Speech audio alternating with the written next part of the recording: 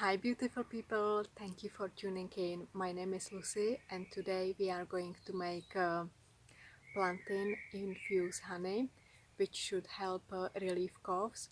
The traditional recipe is plantain and sugar. You basically layer it in the jar and let it infuse and you will have a nice brown syrup, but this time I will try to make it with honey instead. So here it is. This one is Ribwort Plantain. It's got narrow leaves, and then we've got the smaller one which it's usually called broadleaf plantain. And you can see the flower heads as well.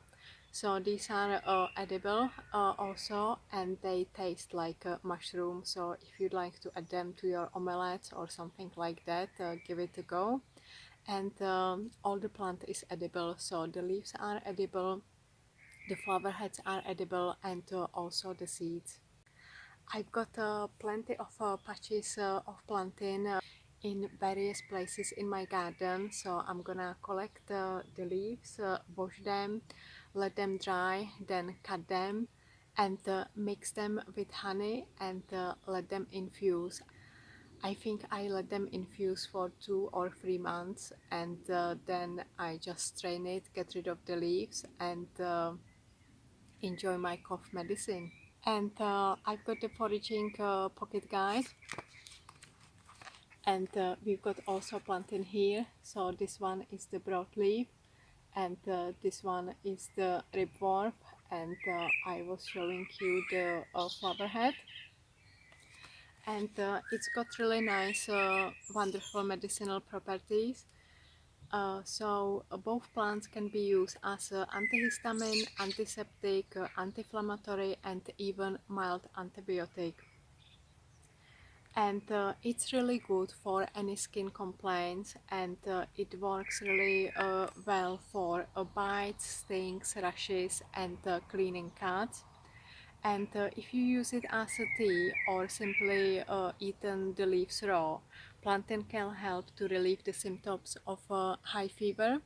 So why don't you give it a go?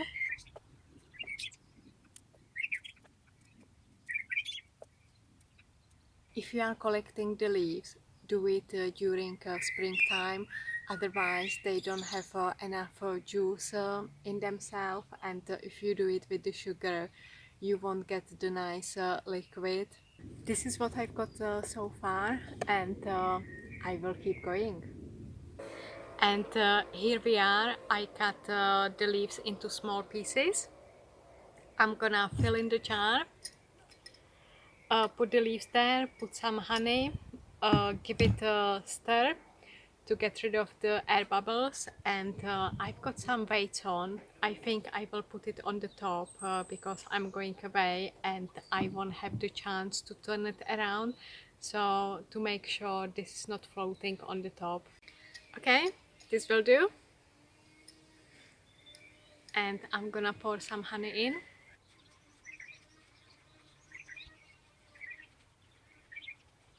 I give it a good stir.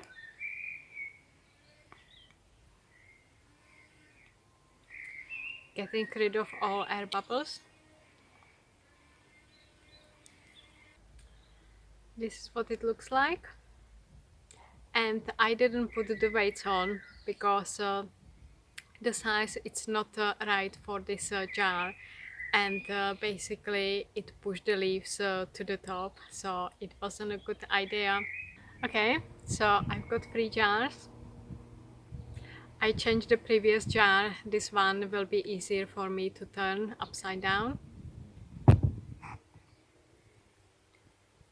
And these two, so you can see what's in there.